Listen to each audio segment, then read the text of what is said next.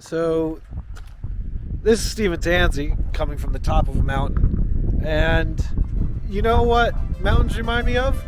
Today's sponsor, NordVPN.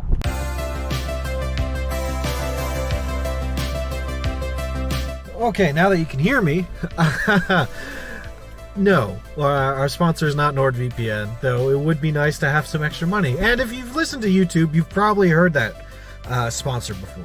But what is a VPN? Well, actually, it has to do with a different location. It makes it so websites think that you and your computer are located in a different spot than where you actually are.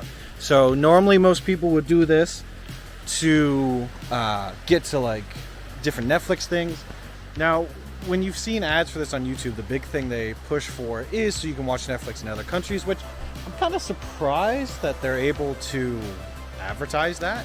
But that is a big part of it. Now, the other big thing is, and more important to me, is it encrypts your data, which means it's harder for people and your internet service provider to see what you're doing on the internet. This is also great for when you're in coffee shops or public Wi-Fi in general. That's the basic overview of VPNs.